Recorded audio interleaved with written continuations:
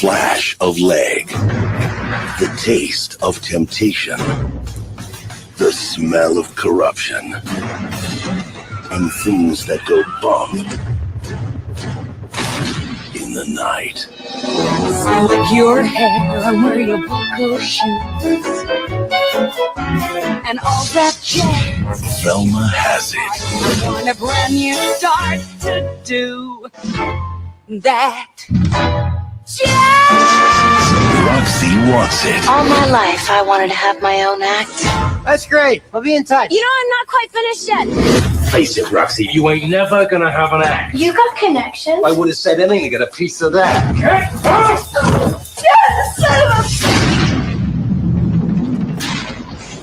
What you need is Billy Flynn. He's never lost a case. Billy can fix it. My client feels that it was the combination of liquor and jazz which led to her downfall. Hey, Mama, you're the Velma Kelly. I was there the night that you got arrested. Yeah, you and half of Chicago.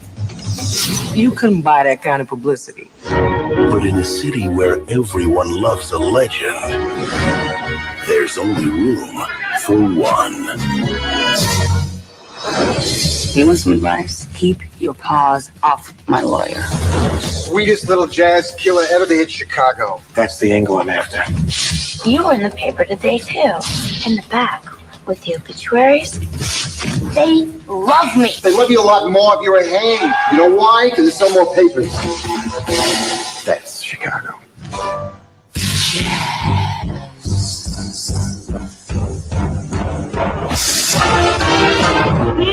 Catherine Zeta-Jones, Renee Zellweger, and Richard Gere. Are you guilty or not guilty? Don't you want to take my picture?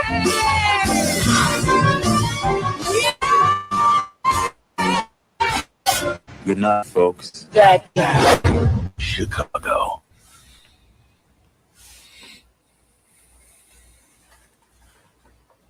Yeah, that wasn't a bad trailer, I don't think, for the movie. I mean, it starts off like a weird horror movie, like in a world where I dig it though. Yeah. Yeah. Yeah, no, I don't think it was bad. It was before like the days of like red band trailers that we were talking about last week or whatever, where they can really like show the movie in all its glory, I guess. So yeah, all the spread eagle. Yeah. All the entire number 28 spread eagle. All right, so this is Movie Night Extravaganza. I, of course, am Roxy apologist Forrest Miller. She did nothing wrong, you know.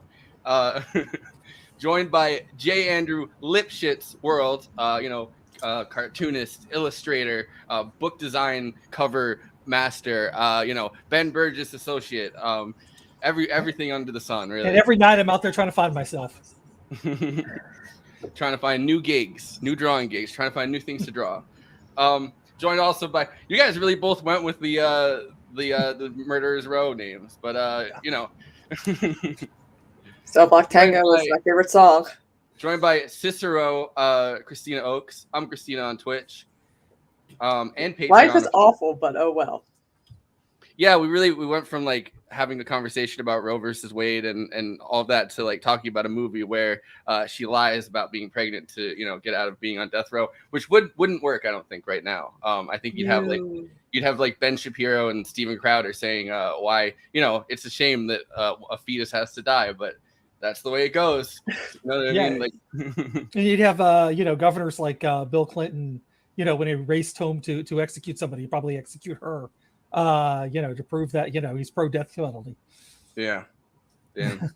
Well, also joined by segueing Tim LaFollette, who's a mental health professional, author, singer-songwriter, currently a psychiatric nurse practitioner with the Native American Rehabilitation Association of the Northwest. As a performer, a member of the Portland Opera, has been on stage in musicals, concerts, and cabarets, including his 2021 solo cabaret, Live Your Life. He was a contributing author of the best-selling book, Success from the Heart. How's it going? Thanks for coming on. Yeah, sure. It's going well. Thank you for asking me to participate. So you were in Chicago, right? Like you were in a production on stage? Yeah. They just visited the city once, and that's why we had him on. Well, that was my idea for why I invited like Ravana and Kenzo on, and they both couldn't come on. And I was like, well, you guys live in Chicago, why don't you? But yeah. So what was that like? What did you play in it? So in my middle name here, I played Mary Sunshine, and so in the movie, it's different than the musical. The musical is almost always played by a man in drag singing soprano. So so that was a lot of fun, and it's kind of a tough role because like it was a small theater too. It was like the Brunish Hall, so it's about like 150 seats or something. So you're like at point blank range. So I figured if I can kind of fool people at least for the first few seconds, maybe like part of that first song, that was going to be a success. Like you can't hide out there. But yeah, there's like a big first song she's in is Both Reach for the Gun. Is that the first song that Mary Sunshine's in, I think? No, so that's kind of one of the fun things with the movie musical versus the stage version. They cut like about 5 songs, and one of them was Mary Sunshine's first song, which is A Little Bit of Good, which is basically kind of like, like you can decide what you look at, and you can look at through rose-colored glasses and try to look for that little bit of good in everyone. Yeah. That's the theme of that song. Yeah. See, as someone who loves musical theater, like I know all about like the difference between the stage show and the movie, and the fact that the original production of Chicago that starred like Gwen Verdon and oh my God, Jerry Orbach, it only ran for like not even 1,000 performances. The revival became more successful because interest in like all the crime shows were happening. So a lot of people were more invested in like, the Law and Orders and all those other like crime shows, Murder, She Wrote. Was this in the 90s? Yes, 1996. And I don't know enough about the stage, so I'm going to defer to both of you for questions about that part. But yeah, because of the success of the revival, it brought interest for Hollywood. Be like, hey, maybe this could be a decent film adaptation. And I think they definitely nail it. I mean, I think this is a movie more than a lot of musicals. I say this is something that's pretty designed for like film in a way. Yes. You know what I mean? Like, or like to adapt it that way, because there's a lot of I think plays that they either keep it to like a very small space because you're in a theater and like people don't want to do too much set changes. And I think the fact that like most of it takes place either in a prison or in a courtroom kind of makes it perfect for both. Yeah, and I think I agree with you. I feel like they really did a great job doing the adaptation of this one from stage to the movie, because they were able to they did all of the movie magic that you can't have in the theater, where it's like where they're singing a song and they're in kind of their little montage that's like out of context, and it's like in their head, and so they were able to put them in the costumes that were in that moment, where you can't do that. Yeah. Like you just have to imagine or like add one little piece, And I like this movie a lot because it's kind of a connection to like vaudeville, right? Like it's kind of designed as a vaudeville show, which to have it go from like her kind of depraved killing of even though I'm a Roxy apologist here, but like kind of this random act of like anger and frustration coming out, and then to have all of the emotional both the emotional catharsis and the emotional tension done through musical numbers, I think, because this would be like a horrific if you watch this without like the music parts, I think it would be a pretty horrific story at times. So I think that doing the hanging the woman at the middle of it just would really cheer everybody right and up. she was innocent. She just couldn't speak English. That was the thing. Like, she's the only one who did not commit the crime. Yeah, and this is based on a true story. Yeah. And so, like, that's kind of the thing, is the woman who wrote it, she was the reporter. She was basically kind of the Mary Sunshine character, more or less. And they really did. Like, a woman who was not an English speaker got death row, and these other two women got off free. So. All right, so I have a clip of from the making of the movie where they're explaining the story behind it. Oh, and I did just want to chime in that the Haymarket Incident happened shortly before this movie took place too. About like 20, 30 years, where they took a bunch of basically foreign guys that were anarchists and socialists and put them on death row for a bombing that might have been done. Sacco and was it like that? No, that's a different one. Oh. That's a different one. No, the Haymarket Incident was a big labor rally in Chicago, and a bomb went off towards the end of it. 8 people were arrested, and I think most of them got hung. One of them died in prison, and one got somehow got off. I don't remember exactly. And that's where the Haymarket books label comes from. Yes, labor books. I knew about that. I just for some reason I conflated those two different incidents. I think. Yeah, no, it's just 2 different anarchist bombings. You know how they. But so this is them talking about Maureen Watkins. I think is the name of the actual woman that.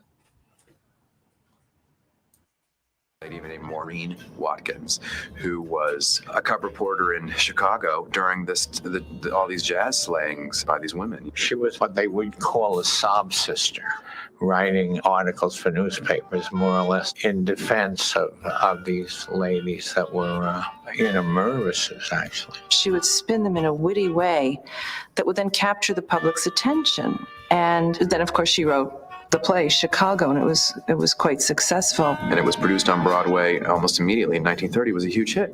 People were laughing at it because it was actually happening then. Oh, you poor dear, I can't believe what you've been through. A convent girl, a runaway marriage. Now tell us, Roxy, who's Fred Casely? The Mary Sunshine element of the story was a little bit her mea culpa for the injustices that were done for women who literally didn't get hanged for various crimes. Understandable. Yes, it's perfectly understandable, comprehensible, not a bit reprehensible. It's so defensible. Then a movie was made based on that play called Roxy Hart, starring Ginger Rogers. It was done in the 40s. It's kind of a classic of its time. It took a pointed look at the whole scenario of the judicial system. Gwen Verdon came to her husband at the time, Bob Fosse, and told him that she wanted to play Roxy Hart, and he, in essence, musicalized it for her. When Bob Fosse created the show in 1975, it was all in the context of Watergate, and it was all about institutions in general, American institutions, being corrupt. Ladies and gentlemen, a tap dance. When it was revived in 1995, it had this incredible relevance all over again because we were just coming off the O.J. Simpson case. Tell me, Miss Kelly, did you make a deal with Mr. Harrison? And the whole idea of the legal system was being a sort of corrupt world that's based more on theatrics than it is on facts. We just seen that on television. At the time I wrote the words to Chicago, I thought it being relevant to the late 20s. And it's sort of coincidental that kind of decadence and celebrity is still so pertinent. Do you ever think that you would go and watch court trials for murder on television? Your Honor, this is outrageous. It's outrageous. Outrageous. Even suggested the prosecutor would make a thieves' bargain with a notorious Velma Kelly and then fabricate the very evidence that set her free. More so than when it first opened in the mid-70s, the themes of Chicago have become much more relevant. I mean, it feeds into the bureaucracy of the judicial system. I object. Sustained. It feeds into how everything has become commercialized and everything has become show business. And everybody's going to go out there and make a buck no matter what hideous, horrible thing they do. The defense rests.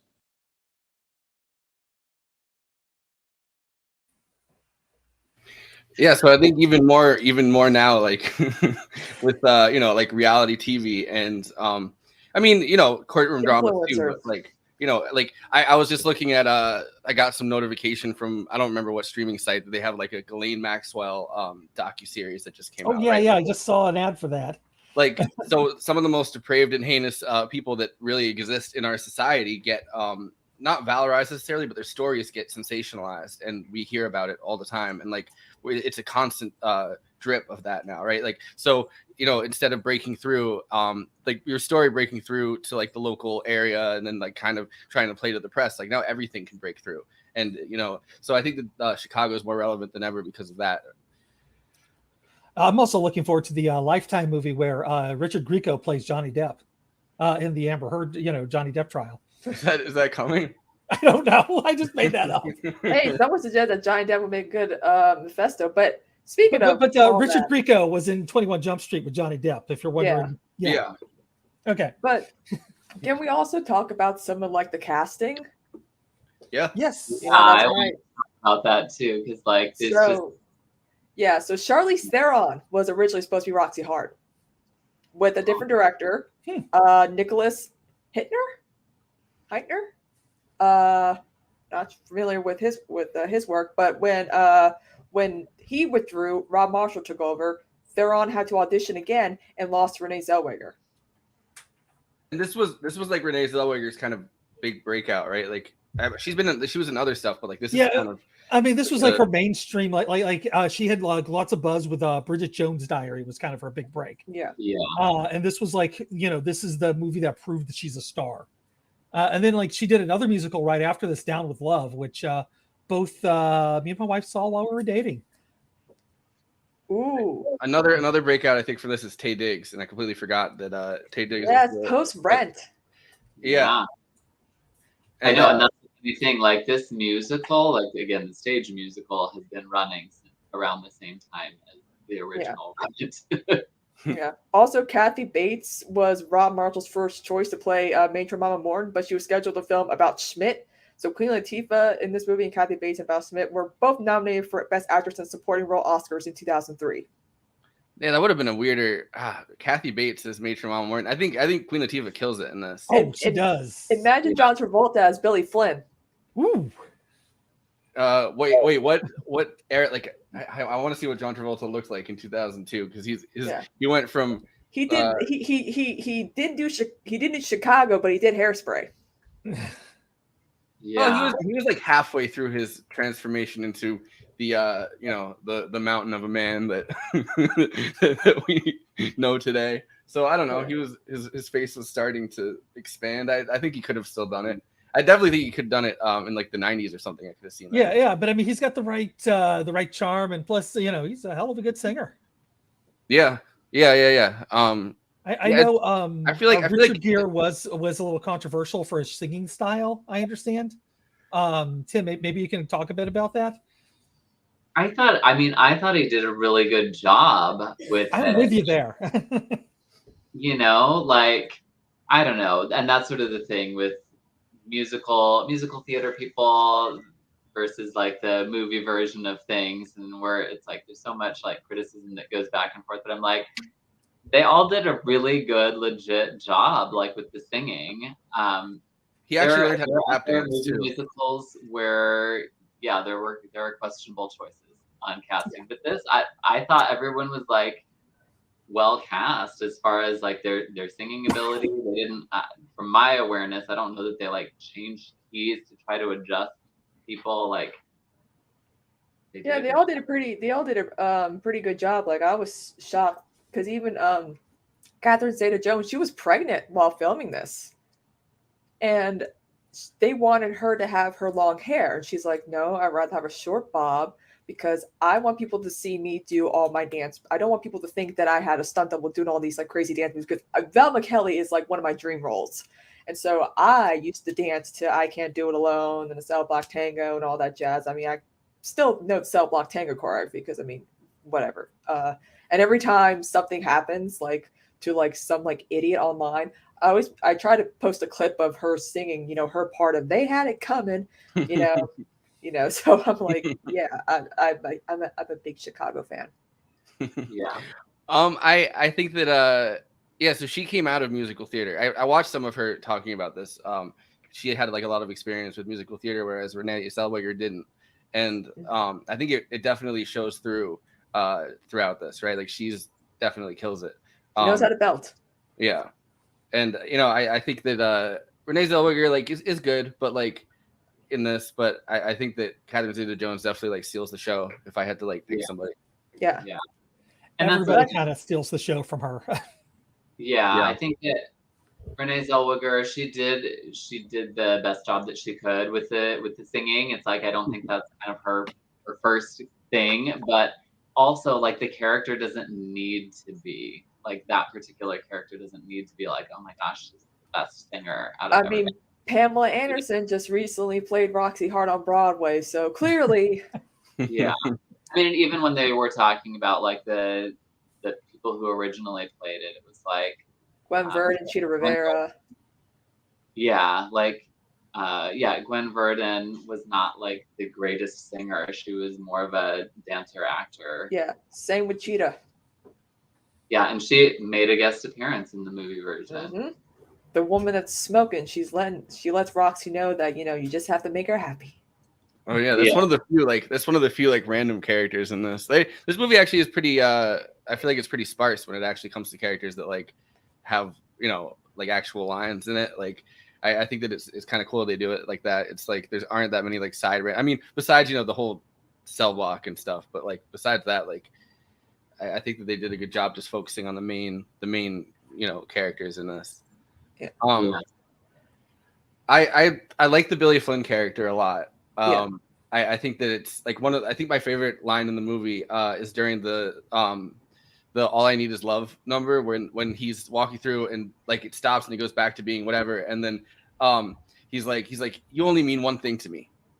Call me when you have $5,000, and then like the chorus in the background goes, all he cares about is love.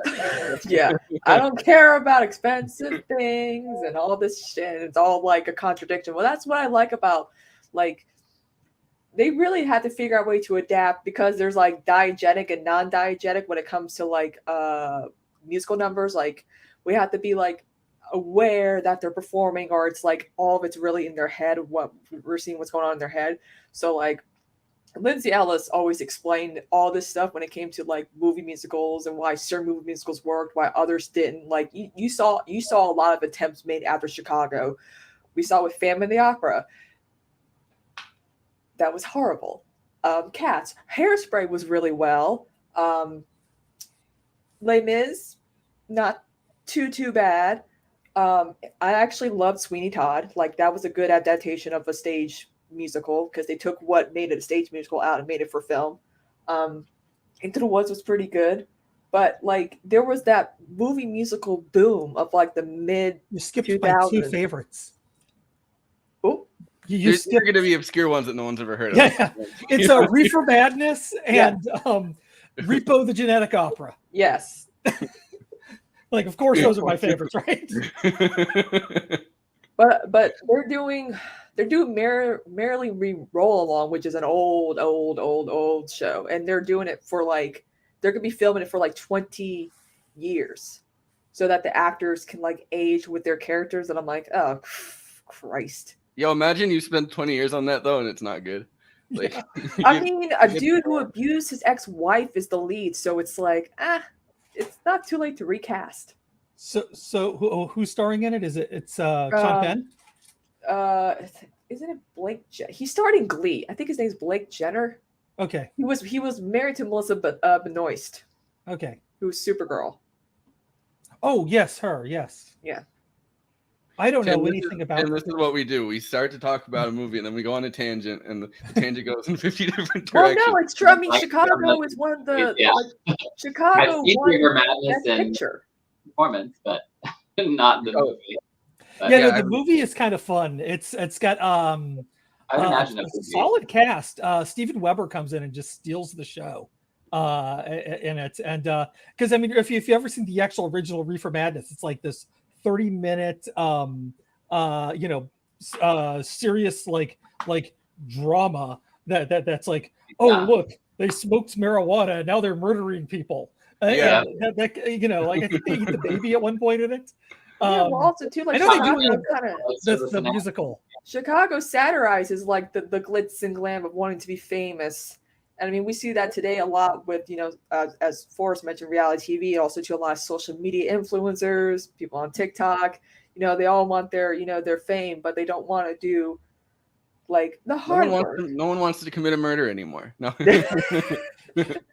John Carver, bring on more murderers out there.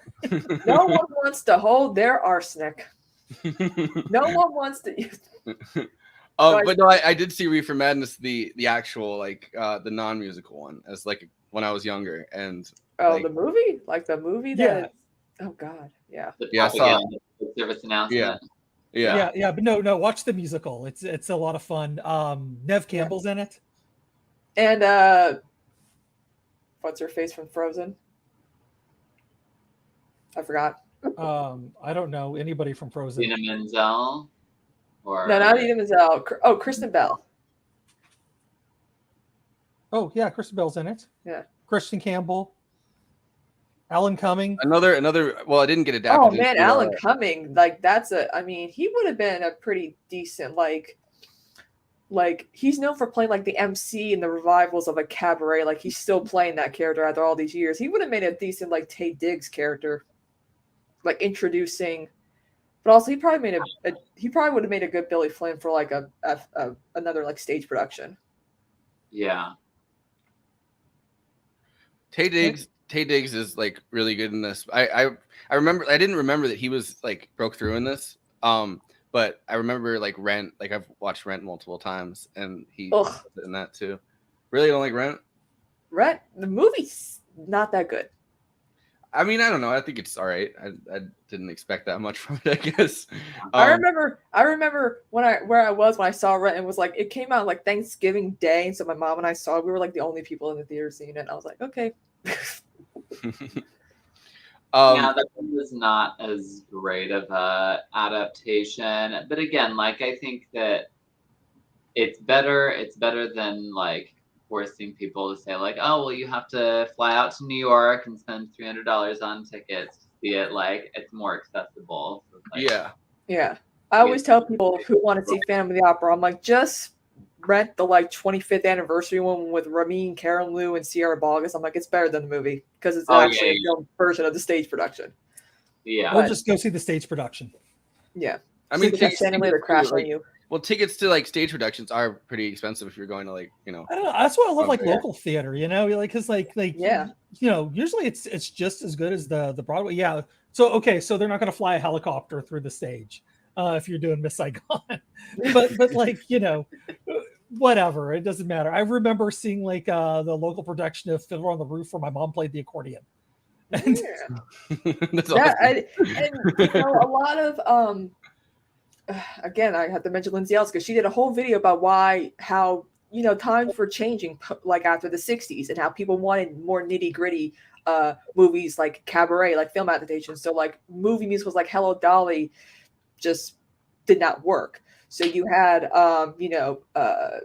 Cabaret, and then even like Little Shop of Horrors, which has more of a cult following. Like people were wanting, like if there was going to be a film adaptation of a stage show, they had to completely like revamp, because even Cabaret, the movie, is a lot different from the actual musical itself, like the stage production.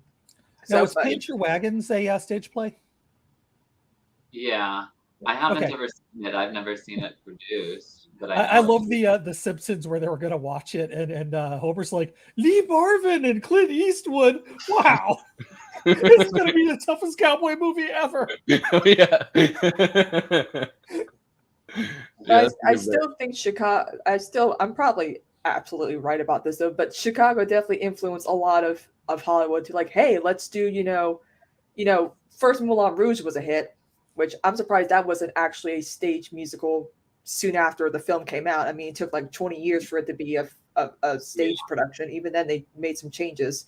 Yeah, but like the Elephant Love medley to include more recent songs. But yeah, I love it. And so, like with Moulin Rouge in Chicago, a lot of people were like, "Oh, so movie musicals are back." I mean, especially since Chicago won Best Picture, which I totally forgot it. I mean, it did pretty well at the Oscars, didn't it? No, it took up a lot of oxygen the year it came out. Yeah. I mean, I don't usually watch musicals because, in general, unless like I'm going to see like a friend perform, because like hell, Jesus Christ Superstar, great musical. I don't want to watch the movie. But a lot of Andrew Lloyd Webber stuff is more cult. You don't want to watch it for the bad dancing man. Like in the movie, there's one person who's like literally an entire measure off from everybody else.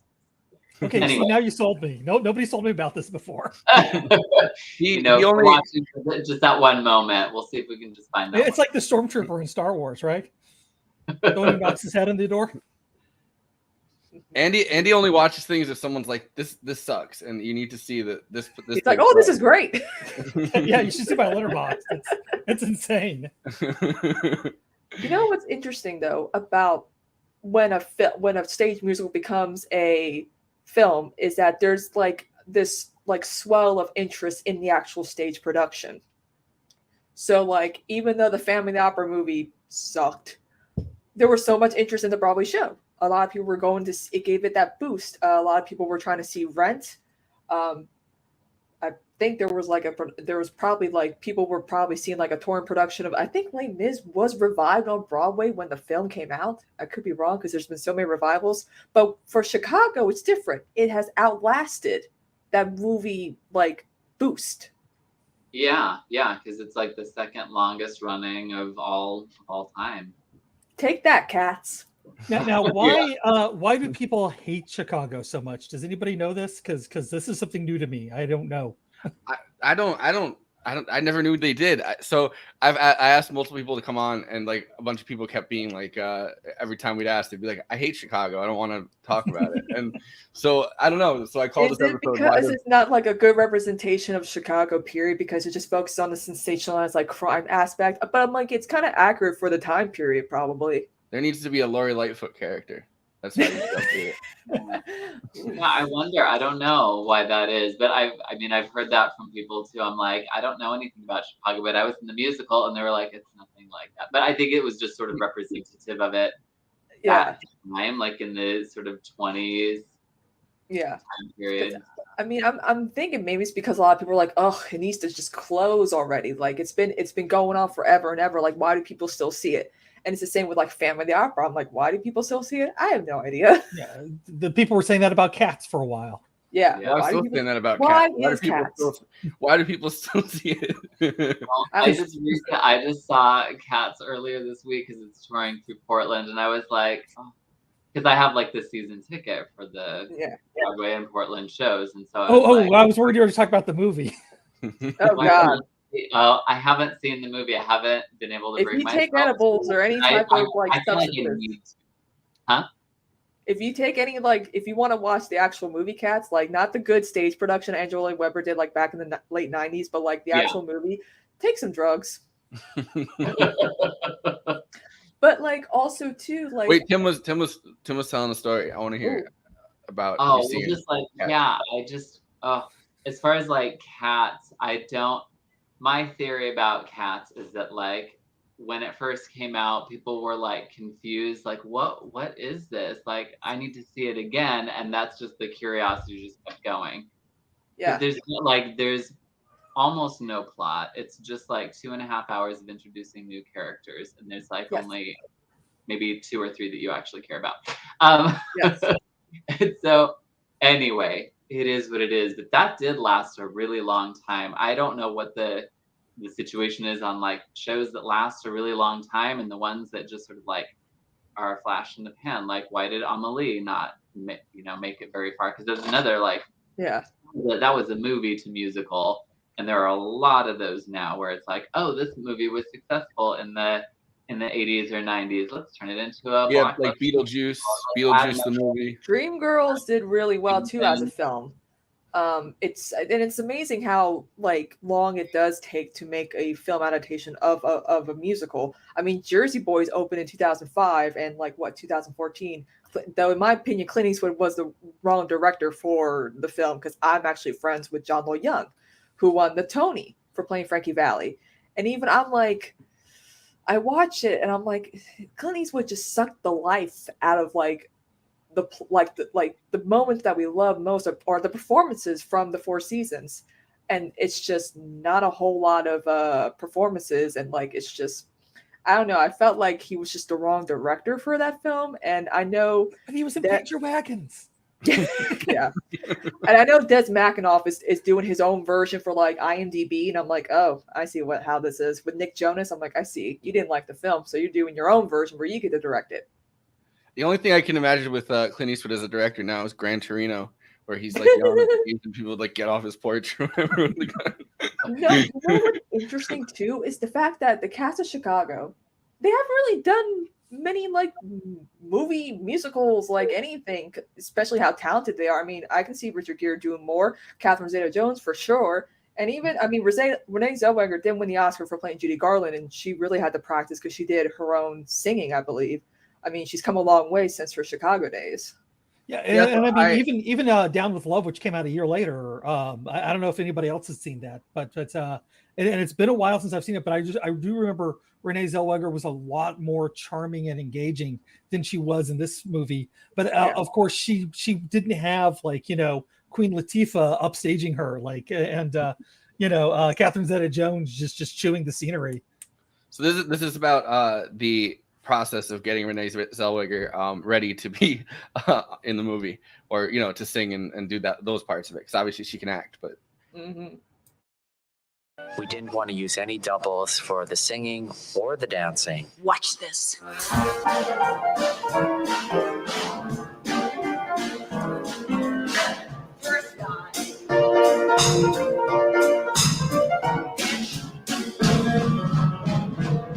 We did a very, very extensive audition process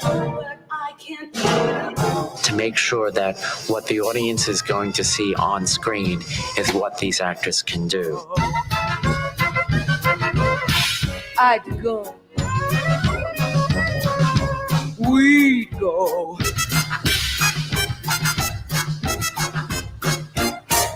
I was surprised by so many people during this movie. Before we even started, we had a table reading, and it was the first time we all were there, the whole cast, and everyone did all the dialogue and we sang our songs.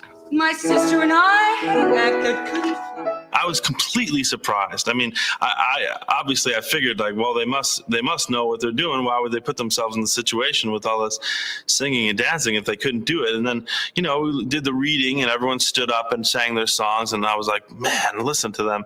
They could really belt them out. Then you start to get people's background and find out Richard did a play back in the days and Catherine was on this on Broadway. So it's like you start to get the little history. 5, 6, 7, and... We had 6 weeks of rehearsal and we worked them so hard, but they wanted to be worked hard, all of them.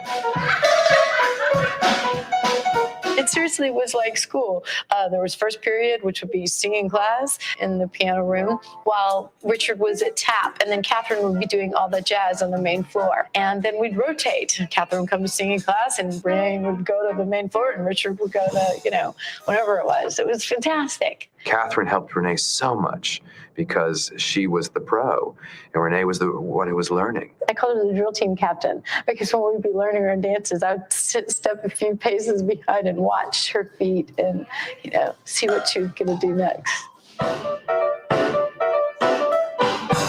I've loved working with Renee so much. She's done a phenomenal job on this, and she's a great person to work off and work with. And we've had a lot of fun, catty fun together. Renee, I could tell literally, honest to God, like within 30 seconds that she could do it, that she could dance it, because she's an athlete anyway. She was a cheerleader, so she has a great sense of her body and moves beautifully. She also had style immediately. I always keep saying to her, it's like she's been plucked out of the black and white photograph of the time and put into Technicolor. There's men everywhere, jazz everywhere, booze everywhere, life everywhere. She started singing, and that was like, wow, she can really sing.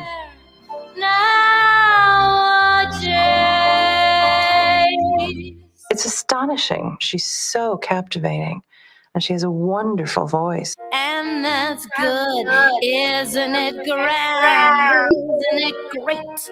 Isn't it swell? Isn't it fun? Isn't it fun? Nothing stays.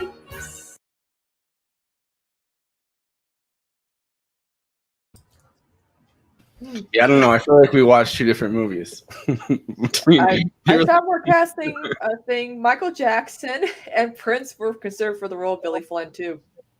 Wild. Yo, a Michael Jackson led Chicago. I'd watch it. I think. Yeah. Also, Angelina Jolie was offered for the role of Velma Kelly, and my cat wants attention. And also Madonna for Velma Kelly. Was this was when were they planning to film this? They were planning to film probably like in 2000, 2001, I think. And they offered Nicole Kidman the role of Roxy Hart, but she was like, nah, I want to do the Moulin Rouge.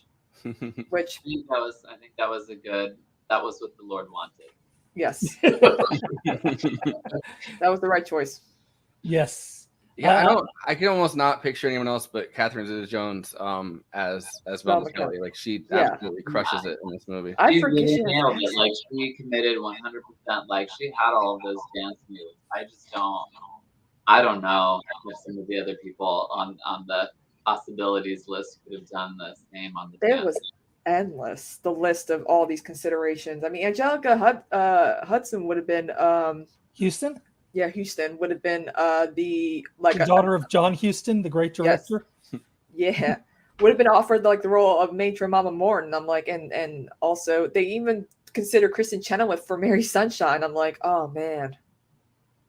That could have been good. That could have been a good one, especially if they had like left the song in. She could have sung all the notes. Yep. I think Kristen Baranski has a decent voice, I will say. Yeah, she did a good job. She broke through though with like Wicked, right? Like Kristen Chenoweth, yeah. Yeah, so it's like that was a couple years after. That was like a year after or 2 years after. Yeah, and then she went on The West Wing. But Kristen Chenoweth actually won her first Tony for You're a Good Man, Charlie Brown. Yeah. That was before. One song. She was like really, really big after. So you're right. It was before we had like the box office draw, and that's always the thing too. Is figuring out like. It's weird being a theater nerd and seeing people know who Idina Menzel and Kristen Chenoweth are, and I'm like, I've known them since like 2003. Right. Like it's weird. I was actually become mainstream. I was surprised. This was going to be the first musical we've covered on this show without a Muppet, but then I forgot John C. Reilly's in this movie, and you can't convince me he was not built in a Jim Henson Creature puppet show. Yeah, I mean, he wanted to do his own clown makeup too. Also, too, it's kind of weird. That number is really like that's the number that honestly absolutely kills it. Yeah. Mr. Self being like he's such a sad character in this whole story, and yeah, poor Amos. He's like the one person that's like legitimately like a good person throughout this, and he loses every time. He loses all of the money. He doesn't get her back, and Yeah. just fades off into the distance. That is the saddest character. Yeah. Joel Who Grey originated the role on Broadway of Amos Hart. The Joel Grey. Yeah, he's like one of the few people who's won like Tony and an Oscar for the same role. Yep. In Cabaret. Mm-hmm. Man, Yes, I know him because he was in Remo Williams, where they stuck him in Asian makeup and made him speak with an accent. Yeah. Yeah. Crazy Yeah, times. I great knew him movie, from Buffy the except for Vampire that. Slayer as Doc at first. But then I was like, he's Jennifer Grey's dad. And my mom's like, what? And I'm like, yeah, he's totally probably gay too. And he came out. I'm like, good for him. He's like I've Joel seen him. Grey is I'm trying to one that, think of like, in my opinion, where I've very, seen very him. talented. Yeah, absolutely. He makes me want to play the MC in Cabaret. It could be played by a woman, right? I don't see why not. Like I had this conversation with somebody earlier today. Like so much musical theater is like too narrowly cast. Like why couldn't a woman play the MC? Why couldn't a woman play Audrey too in Little Shop of Horrors? Like there's no reason. It doesn't have to be, you know. Yeah, I don't know why a woman couldn't play Audrey too in Little Shop of Horrors. That's weird. Like considering that, you know, Like it's a you can plant. have like an Amber Riley like do the voice. Like it would be pretty. I think that would be a pretty. It's a plant. It's like It's gender. it's a freaking plant. It doesn't. Yeah. It inherently doesn't have like even if you believe that gender should be attached to roles, I don't. But like even if you do believe that, right? Like it is still a genderless role that. Yeah. I think Tucker Carlson's going to be mad about, a woman playing a plant. Especially one that I'm not sexually attracted to anymore. I can't get off watching Little Shop of Horrors anymore. It's just why is this happening? Who's Well, done also Ellen Green. She did so well in the Broadway musical that she got cast for the film. And also Rick Moranis, who he's not the best singer, but he did an excellent job with what he had. You know what? Rick Moranis is actually retired from acting and is now doing nothing but singing. His wife like passed away, right, or something. Or yeah, well, and he spent time raising his kids, which honestly, that right there more important than anything. Seymour Krelborn behavior, if you ask me. But now that his kids are grown up, he's like wanting to do something creative again. So he started doing, I think, jazz standards, if I remember correctly. Which good for him, Yeah. Why not? Why not learn new skills and capitalize, like learn more of a skill that you already have? Yeah.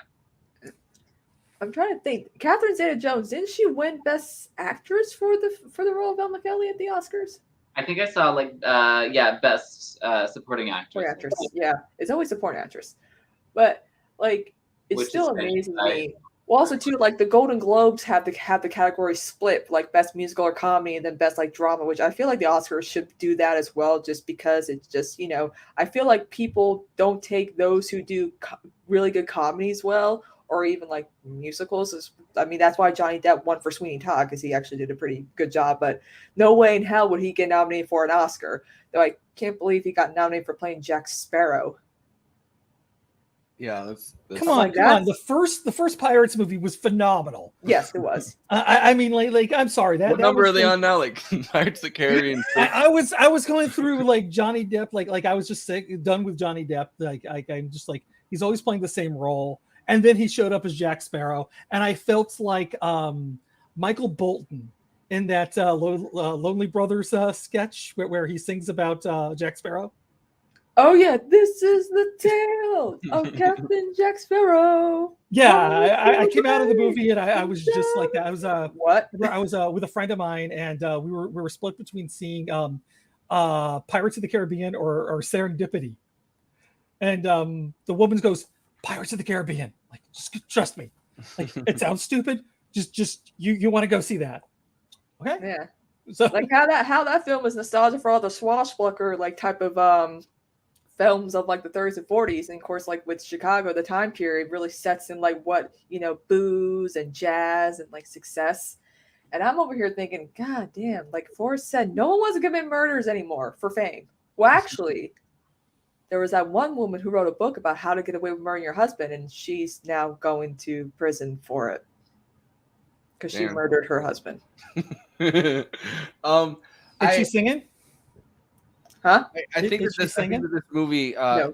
another way that it resonates right now, though, or like the stage play in the movie, is that we're in the middle of like more than ever before, like 6 different moral panics, right? Like, and the jazz panic is a very real thing that happened with, I mean, our racial feelings in this country towards African Americans, our feelings towards like Mexican Americans, because a lot of the like, oh well, you're gonna get marijuana, like that comes from like immigration panics. Like, so this time period is kind of full of these like, oh, women are going to be led astray by like these band leaders from jazz bands, and then they're going to all of a sudden try marijuana and drink alcohol, and like we can't let that happen. And the suffragettes are kind of tied up in that too. Like You know about the Zoot Suit riot, right?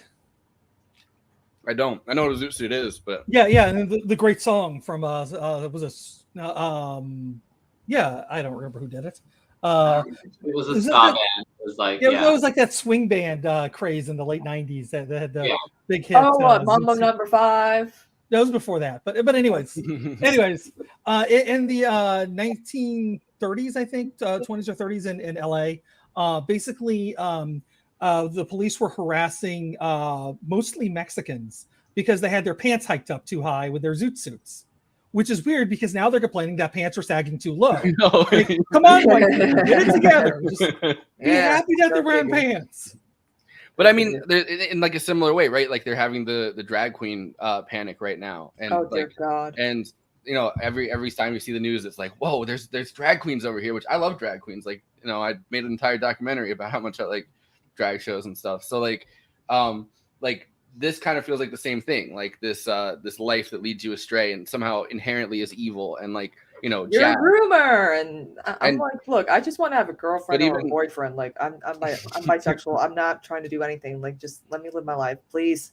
But this kind of feels in Chicago the same thing, because even her defense is like, well, she was led astray by jazz and liquor and men that wanted to kind of pull her away, and that the moral panic of it gets swept into like this reformed sinner story. She's like an American sweetheart.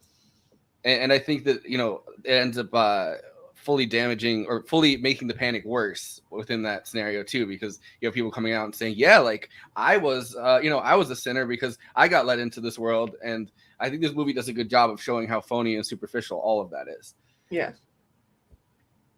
Well, I got the Oscar list, by the way, from this movie. It won Best Picture, Best Actress in a Supporting Role, Best Art Direction and Set Decoration, Best Costume Design, Best Film Editing, Best Sound, and then Renee Zellweger and John C. Reilly, Queen Latifah, and Rob Marshall, the director, were all nominated.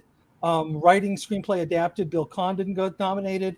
Best Cinematography, Dion Beebe. You know what really won the best sound? It was the pop, six, swish. Cicero. Yeah. And I like Maya playing the Lipschitz girl. I'm like, oh shit, that's Maya. This is like right after Lady Marmalade and all that. Like you can tell that they actually picked actresses who mostly knew how to dance and do like some sort of singing, because even then, like a lot of the women of the Cell Block Tango, their parts are not really like big, powerful, like singing parts. So it's like, as long as you can say your lines and dance, you're good to go. But it's like dancing for the camera, which is a different art altogether. Wait, Andy, Tim was gonna. I'm sorry. Yeah.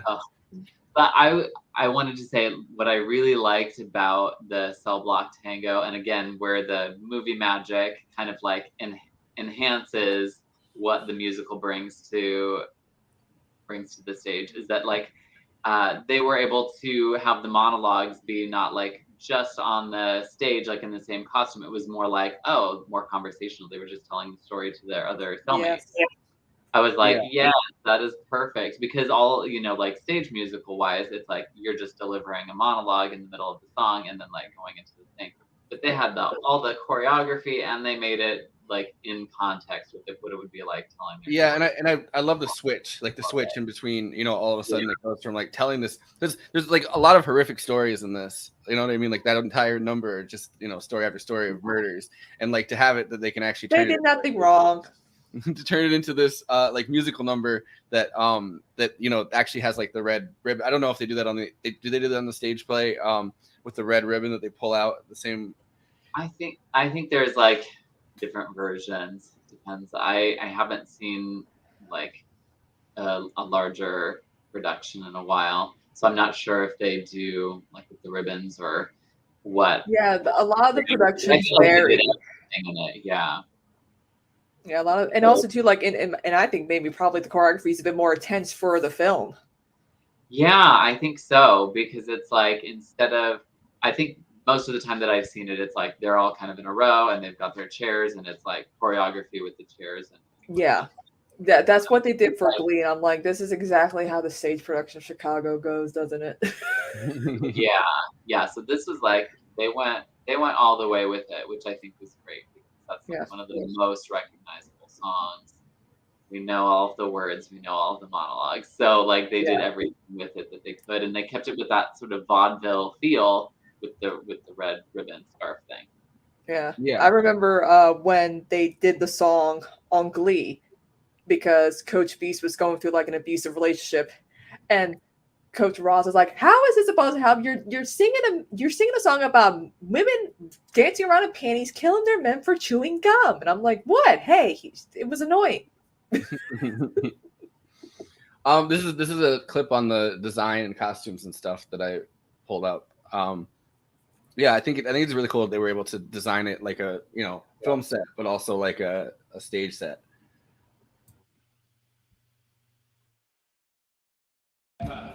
Good.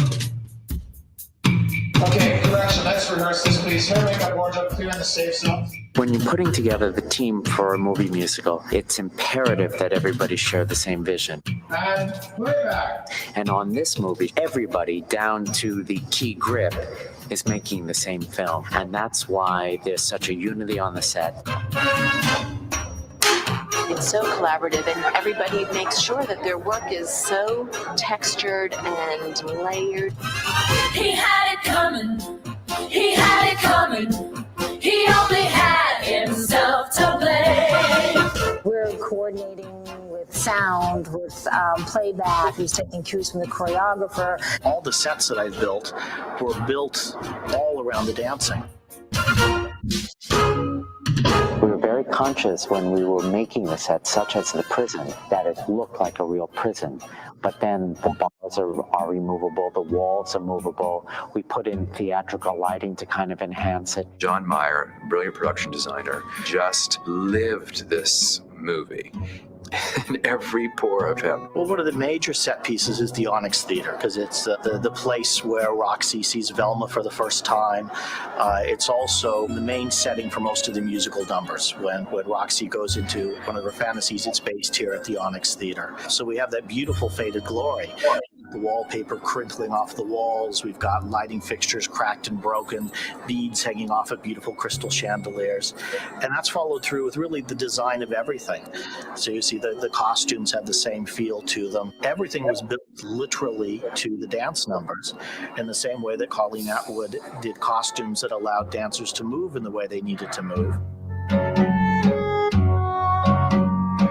Colleen Atwood has a great, unique vision. She understood the freedom of that era and the sexuality of that era. She knew how much skin needed to be there. Each actor's character in the story is revealed in different ways and exposed in different ways. Roxy's character is the most complex because we see her in a real world and then we see everyone else through her eyes in the fantasies. So I use almost skin tone palette for her kind of fragile real world costumes, and then when she went into the fantasies they became much stronger and more vibrant. On Richard I used actually the base for his costumes where it was a real suit that I found from the period that fit him perfectly, and once I found that it sort of really fell in place for all his lawyer clothes. With Velma, she's already opens the show as a very strong character, and her colors are much more kind of black and bold, and she's about boldness and lack of fear in the universe. They had it coming. They had it coming.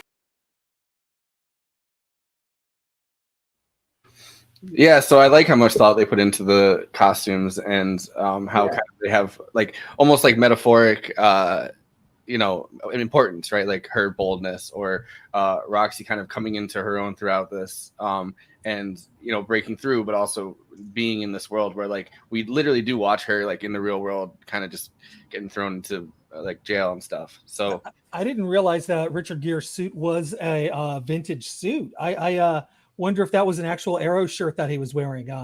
If go back to art history, since we had so much fun talking about it last time.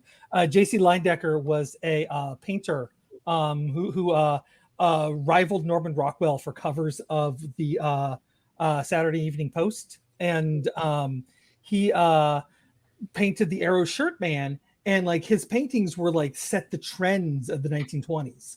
So I'm kind of curious if that was an actual Arrow shirt that he was wearing, like a vintage Arrow shirt, or just the undershirt was just whatever, made to look like that, because those were quite striking if you go back and look at the J.C. Leyendecker paintings. I also like his like the all I care about is love number, how he switches between kind of being in like this like Irish shoe shiner kind of costume, I guess, trying to play Takes it off.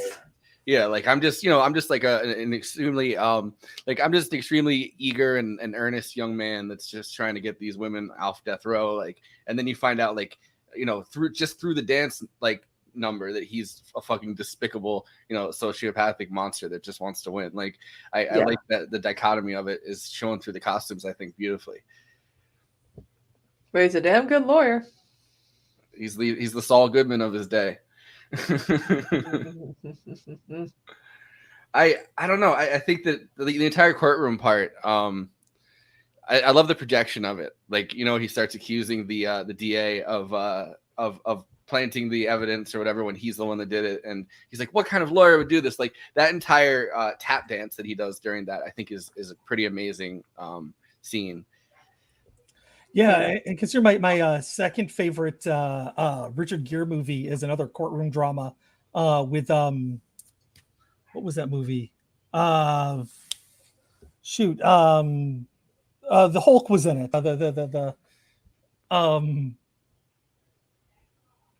I can't believe I'm blanking on the dude's name.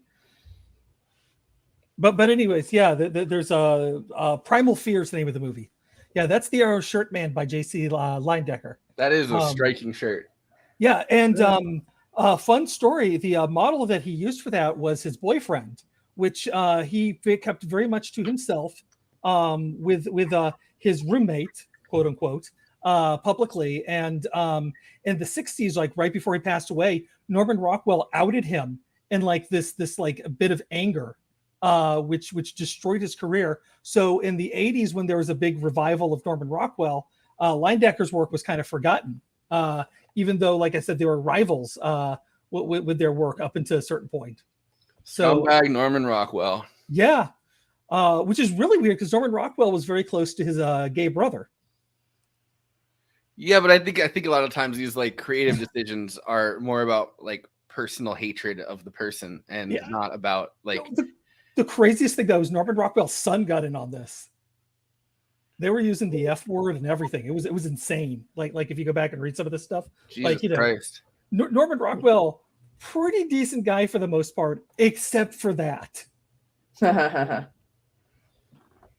Yeah, I mean, I don't know. That kind of checkers how I feel about him. I know. But Leyendecker, we have like literally no evidence of like what kind of person he was because he left no notes. The only thing we have is his process, because he would sit there and he'd look at that hand. He couldn't quite get the hand right, so he would go to a different canvas and he'd paint the hand over and over and over again until it came out just right, and then go back and paint it on the painting he's working on. So we have his process. We just don't have like anything really like telling us his side of any, the story or anything, like his thoughts on anything. So that's completely lost. There are no diaries. Apparently when he passed away, nobody knew him to like tell his side of the story? Well, it's his boyfriend. But apparently his boyfriend like destroyed a lot of his papers after he passed away. So, which is what he asked for. So, not mad about that, but just like kind of sad that he's completely lost to history like that. Andy explains, ladies and gentlemen. One of my favorite painters. But yeah, I don't know a response to that. But yeah, the Richard Gere character in that definitely seems like it took inspiration from the Yellow Shirt Man. Yeah. Arrow Shirt Man. Or Arrow Shirt Man. Yeah. Kind of that story though sort of makes reference to like another musical that well, I guess it sort of is like filmed to be on Disney Plus, but Hamilton, who lives, who dies, who tells your story. Yeah. Like, that's kind of the thing. Like, you don't know. Some people are sort of lost to the history books because nobody decided to like continue to tell the story. And some people, their story has been told by someone who despised them. The only story they get is and I mean, like I said, you can look at like he lived with this houseboy, I think was like his official title or something like that, for like 30 years, and the guy was in all of his paintings, and they went swimming together. And like back then, like men would go down to the swimming hole and swim in the nude, women didn't swim, and like they swam in the nude until the 60s, which is weird. So like high school swimming events would just be a bunch of naked men. Or men watching naked boys, I should say, which is weird. I don't know where you're going with it. So I'm gonna switch back to talking about Chicago. Yeah, so I think that Richard Gere absolutely kills it in this. His tap dancing. So there's a clip that I found of they're talking about his tap dancing, and he actually learned tap dancing while filming this movie, and I think that that's kind of cool because they didn't want to use any doubles, so it kind of. Because I think a lot of times it's hard to tell in movies, but like when they do use doubles, like it kind of takes away from the whole I think aesthetic quality of it. Yeah, in Star Wars Episode 2 is very obvious when Christopher Lee Christopher Lee had a double. My favorite number is It's a Cellophane. Cellophane, Mr. Cellophane, should have been my name. This might be the wrong clip, but I'm still going to go with it. Mr. Cellophane. John C. Reilly's got probably the best song in the piece, Mr. Cellophane. It's incredibly moving, and poignant, and sad. Yeah, he's the heart of the show. People don't know he can sing. And he can sing. Well, he expected to be good because he's a theater person. It's been kind of scary, actually, because even though I've done a lot of musicals as a kid, I've never done this professionally. Sometimes people just claim a role, and John C. Reilly wanted this, and he sent me a tape of him singing Cellophane. It was claimed. No.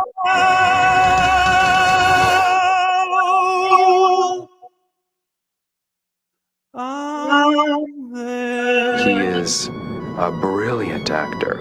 He's always so full of reality, you just don't think he's an actor. I hope I didn't take up too much of your time. Beautiful, John. I really lucked out. I had this extraordinary cast of people who could do what they do brilliantly, and all I wanted them to be was great. Okay, baby. Here we go. Rob comes from the theater. That's his roots. And he thinks like a filmmaker. It was such a joy to watch him multitask more successfully than any person I've ever seen in my life. It's like a triple threat. He understands movement, music, actors. Watching him choreograph the thing, and not only choreograph it and tell you how to do it, but he'll show you. And he'll take that bow and he'll wrap it around and he'll show you the moves perfectly. He hasn't slept in about a year and a half, I can guarantee it. Yeah, that was the wrong clip, but it doesn't matter. It's still a great clip. I love John C. Reilly. Yes. Yeah. I mean, because originally the role was between John C. Reilly, Kermit the Frog, and Fozzie Bear. But John C. Reilly won out. So.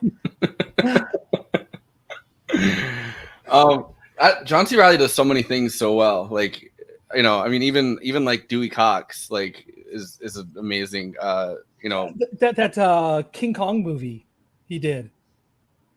He's freaking great in it.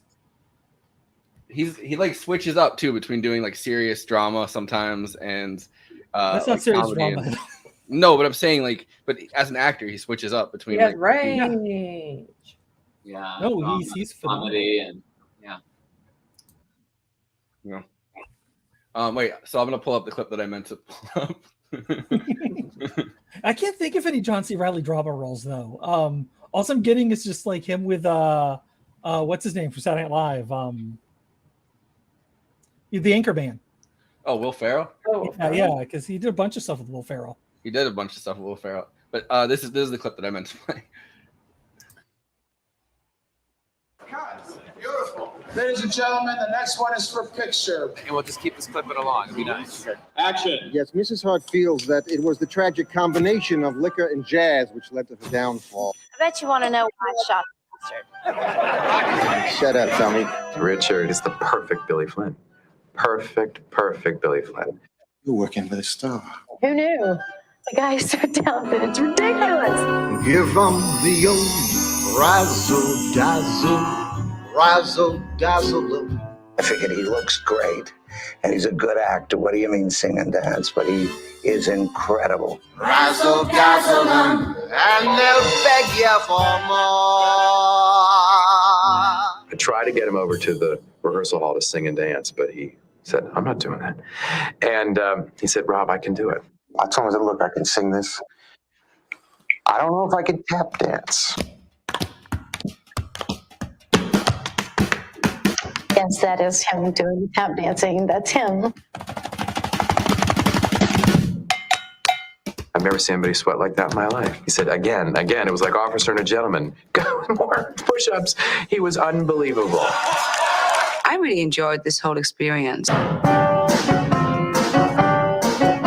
I love the camaraderie. I love working with dancers, with actors who sing and dance. Catherine came out of the musical theater, so she is a dancer. She's a terrific dancer and singer.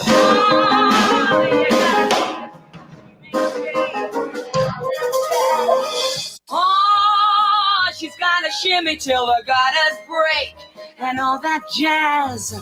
Show her where to park the girdle.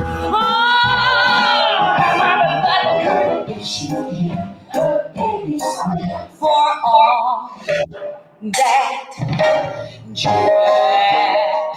Catherine has been doing this since she was a little girl. This is where she started. So she's so in her element here. She's so much fun in it. She has this vivacity anyway that elevates the energy in any room she enters. And you just see it splashed all across the screen. Hey, Mama, come here. You were the Velma Kelly. You know, I was there that night. I was there the night that you got arrested. Yeah, you and half of Chicago. So talented. I feel like if you're someone who came out of musical theater and like, you know, since you were a kid though, like doing something like this is kind of probably like a dream because you can perfect every single part of your performance. If you're like, you know, really like if you're not Renee Zellweger who's trying to learn this for the first time and you're someone who has like a lot of experience doing it, I feel like it's pretty cool to be able to like first record the song perfectly and then be on like the stage set and like play such a theatrical role and then perfect the dancing and like each part of it's like separated, which I think is probably like it's almost like a magnum opus in some way. I think it is. It's kind of ideal because like in a live performance, sometimes like either the dancing suffers a little bit so that you can like sing the notes, or like the singing suffers a little bit to, you know, because the dancing is so like so active. And Yeah, so you like, really have yeah, to- for Catherine Zeta-Jones, like that's perfect because she was able to go like 100% on both things and none of the products suffered, you know. So yeah. That's why they always get a lot of the dancers to do like a lot of like exercises so they could be able to like multitask. I know when it came While you're to on the treadmill, you know. yeah, like Beyonce's father used to make Beyonce run like miles and miles with the rest of and was it whatever her band was before she went solo. Destiny's Child. Destiny's Child, yeah.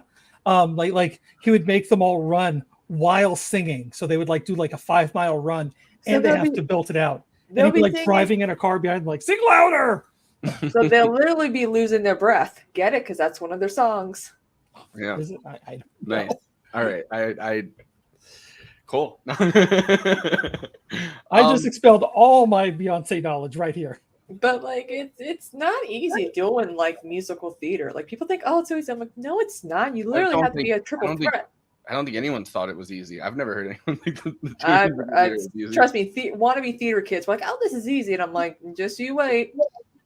Yeah, I have never like in my time of theater and the music video that I was in, every single dance number that I was a part of has I was cut out of it because I am that bad. So I don't know. I did like musical theater as like a teenager, but like I never ended up really making it to the actual play most of the time. Like I was in like my high school play and stuff, and then I ended up having to drop out because like school wasn't going as well, and like drop out from the play, not drop out from school. But I was good enough for the I tried to do it. It's not something that I've ever really like achieved on stage, except for like, I mean, I don't know. I went to like a private school where for like a couple years where we did do stage plays, and it was really awesome. And like I was like really into it. And then I saw how intense it was in like high school plays, and I was like, yeah, I can't. This is not. I can't sing. I can't dance. I can, talk about movies. That's it. No. There you go. And make documentaries. Yeah. But so I've never thought that was easy. I'm like, I lack all three of these talents. I lack the ability to remember lines. I lack the ability to sing well, and I lack the ability to dance. I have no coordination. Like this seems like something that I'd want to do that, really can't. Oh shoot, the daytime Emmys are on right now. But what are you doing on here? I don't know, but it's like I don't know. I'm surprised the daytime Emmys are still around. Yeah, because there's not really much happening, in daytime TV.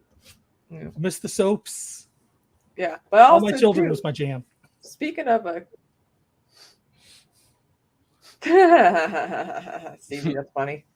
Well, also too, like I did dabble in theater, but like my thing was like performing like dance and songs and like medleys of stuff, like with my performing arts group at middle school. And I did a lot of choir. I'm an alto. There's very few roles that are good enough for me. That's why I like Velma Kelly. Yeah, and that's the thing. Like musical theater is just a very interesting thing because, like you said, you've got to be kind of all three. And it seems like in stage productions, my take on it is oftentimes they'll take for the leads, they've got to be kind of like actor first, singer second, and then like dancer third, just depending on like what the role is. Sometimes some of the leads don't have to dance at all. Like in the stage play, the Billy Flynn barely dances. Yeah. But like, of course, he did in this show, so that was amazing. But then a lot of times, if you're like more dancer first, singer second, actor third, then it's like oftentimes it would be more like ensemble. You're kind of relegated to like the dancing chorus or the like whatever. Yeah.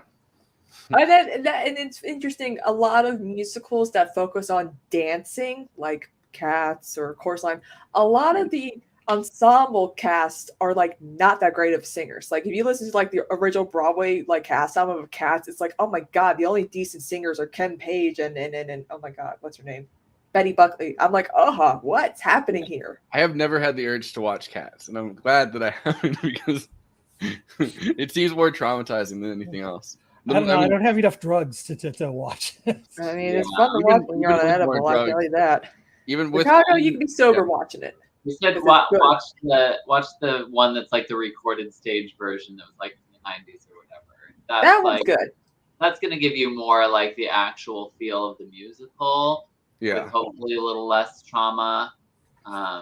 Yeah. Not having to see James Corden come out and like. Yeah, that's the best part. It basically has all the best of the best, like at karaoke. Well, if you read my letterbox, you know I'm into trauma for films. There you go. Review Cats. Sarah Brightman, I think, is in that film version, the one from the 90s. I think she's one of the minor characters. Yeah, because that's how Andrew Lloyd Webber found her. Probably. She was in a production of Cats back in London, and I'm like, ew. That's why he wrote. You can thank her for why we have Phantom of the Opera. Yep. I just say watch the Robert Englund version. Yeah, the horror one. That's a good one. That's the one we should do for Murder Night Extravaganza. I would be down to do that. Yeah, it's a fun Freddy movie. as a phantom. But Andy, you want to take us through the plugs? Oh yeah, plugs. I don't even have the plugs up. Wait, where are the plugs? Oh, they're there.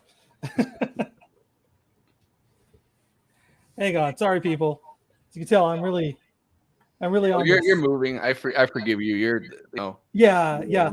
I'm literally in the middle of a move. Tuesday is our move date, so we're doing all that kind of stuff.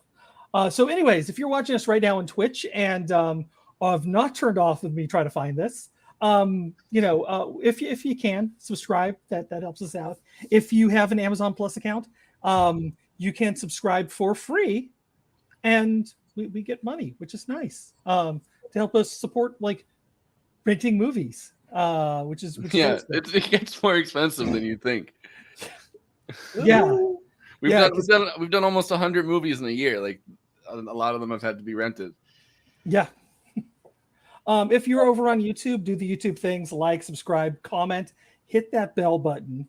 And one of the things that really does help is to watch the video to the end. I know it's a big ask, but you know what? You get that great Conan intro song that on there. He's not here right now because he's playing live, but that's okay. We're still going to enjoy his song because his music slaps.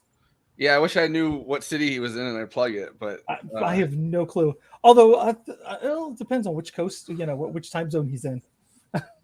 Yeah. Wait, keep going with the plugs. Yeah, we have a podcast version. If you're tired of looking at us with your eyeballs, you'd much rather listen to us while you're working out or driving a car or something like that, where you shouldn't be looking at a screen while you're driving a car, but you can still listen to us. Unless it's one of those Teslas that'll take your head off. Yes. And wherever you get your podcast, please rate, review us. That's fantastic. We have a Patreon. The Patreon, lets us, helps us do this. Because it is expensive renting movies. It really is. So sometimes we watch movies that you can't find other places. So you have to, find a weird rental thing. Conan is in Louisville tonight. Louisville. Yeah. So if you're in Louisville, turn this off. Louisville. Oh man, they're probably not going to have abortion anytime soon either. Damn it. Okay. But you can get a Louisville Slugger at the Louisville Slugger Museum in Louisville, and no, that's not going to end well. No, for anybody. Don't listen to me. Jesus Christ, Andy. That's dark. But with our Patreon, you will have access to our after parties forever. After party forever. God damn it, we're still never in, and we got someone who's done musical theater. Sorry. Yeah, Tim, can you train us to sing? Can you train us to sing "After Party Forever"? I'm a lot of work. I can't. I can carry couches, but I can't carry a Tim. Tim's like I'm never gonna get hired for another TEDx thing if they see this these plugs. I'm just kidding. That's too much fun here. Are you gonna come on back for if you ever decide to watch Grey Gardens or the Deals of Grey Gardens? I feel like I'm almost an expert level on that content because I've watched. Ooh. That's a really interesting movie. That would be cool to talk about. I don't know if you want to come on for the after party. We're gonna do in a little bit we're gonna do an after party thing, which is bonus content. You don't have to come on if you don't want to, but that's kind of more free form. Although I don't know how it could get more free form than this. Someone's still doing plugs. Yeah, because I have not plugged Kristina yet, who has a Twitch channel y'all should be subscribing to. And if I could, that almost did not come out well, but I said it. I'm proud of myself. And a Patreon. So hit that up. Give Kristina some cash because she needs it. Make it rain, people.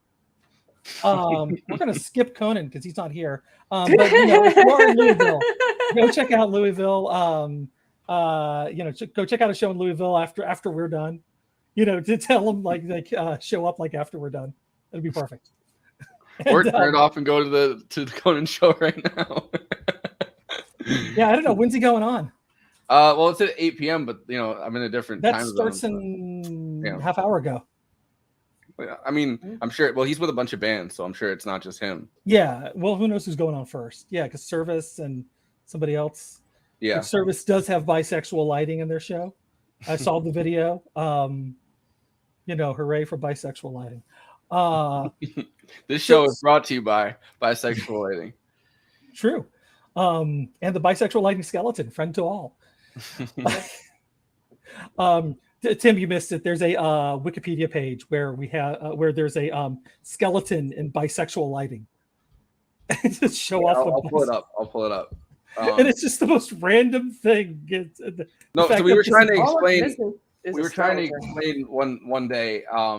Andy was trying to explain what bisexual lighting is, because it's been in a lot of shows lately, and Euphoria obviously has it all over it, the purple, pink and the purple and pink lighting, purple, pink, and blue a lot of times. So he was trying to explain it, and he pulled up this Wikipedia page, and it was a 3D rendering of a skeleton in bisexual lighting. That's what they used as a. So now every time we talk about that that aesthetic concept, we come back to the skeleton. Doesn't even look like a good skeleton either. Its hands look weird. Yeah, well, that's the bisexual lighting. It's really messing up the. Yeah, it has a weird groove now. Okay. So yeah, so Tim, where can our viewers find you? I see you put your that's everywhere, right? Yeah. Instagram and Twitter and yeah. I saw you have a TikTok. You need if you just Google me, other things will show up too. So. Yeah, because there's another Tim LaFollette who did a song for Dan Savage and died.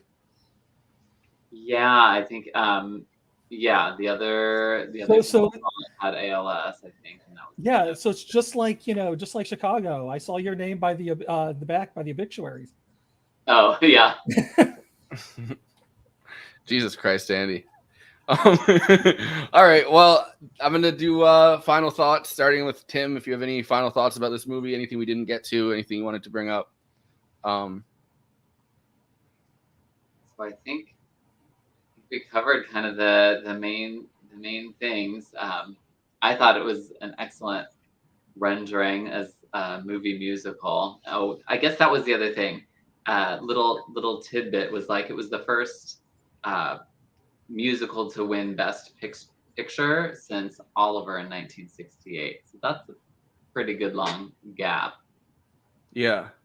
Yeah, it's really underappreciated, musicals as a genre, I think, in the Oscars. As as comedies are, as really at that whole category of there's a lot of crossover, I think. Yeah.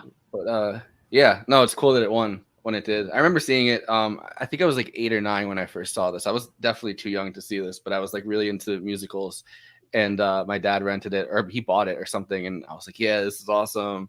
And I don't think I've watched it since then, but I enjoy this movie a lot. Kristina? I love Chicago. I love this film. This is my second favorite movie musical behind Sweeney Todd.